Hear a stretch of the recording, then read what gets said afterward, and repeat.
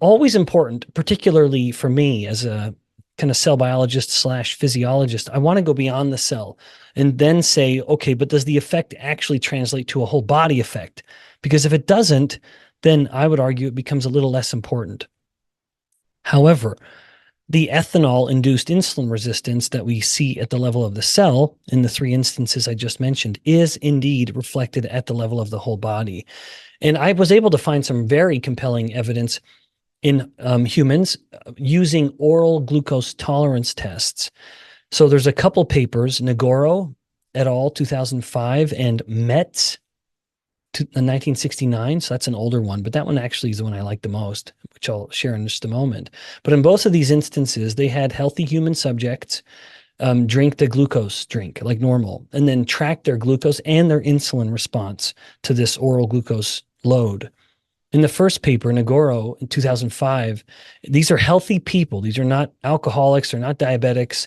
When they drank ethanol before they had their OGTT, it resulted in this much, much higher response at 30 minutes with insulin in particular. So the insulin response was significantly higher. In fact, roughly about 50%. Interestingly, of the multiple studies I looked at in preparation for this discussion, including the Metz et al. Paper, also finds that insulin response to glucose is about 50% higher across multiple studies. This does suggest a reduced sensitivity to the insulin, that the insulin is not working as well in response to this glucose load, and the body needs, in this case, substantially more. A 50% increase in insulin in order to clear the same amount of glucose does suggest a pretty profound metabolic shift that we're seeing, all because we've just added a little ethanol into the system. And then remember, these are humans, whole living humans. This is not at the level of the cell.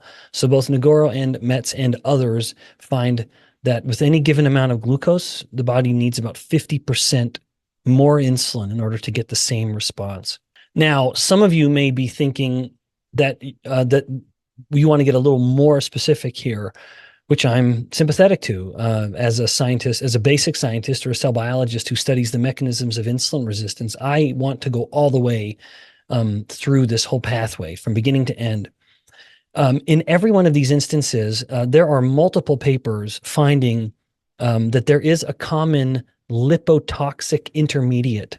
Now, please refer to my earlier metabolic classroom entitled Energy Toxicity, where I sort of dispel the general myth that there's an inherent pathogenicity to energy or calories or fat, but rather it's a particular type of lipid, the sphingolipid ceramides. I very much am an advocate of the idea that overwhelmingly, perhaps not always, as a scientist, I want to be careful using that word, ceramides are a key intracellular cause of insulin resistance. And even with ethanol, that's the case. This has been shown in abundant, particularly animal studies, where you can just pull out more tissues. You know, you can get muscle from the animal, you can get the liver from the animal, you can get the brain from the animal, you can get the heart from the animal. You can't get human volunteers who are going to let you take a brain sample or a heart sample.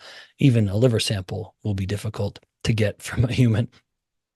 But in these rodent studies, they've found that with ethanol treatment or consumption, ceramides is up in all of these tissues. It's up in the liver, it's up in the brain, it's up in the heart, resulting in increasing ceramides in all of these tissues, resulting in damage to those tissues, and certainly an insulin resistance effect.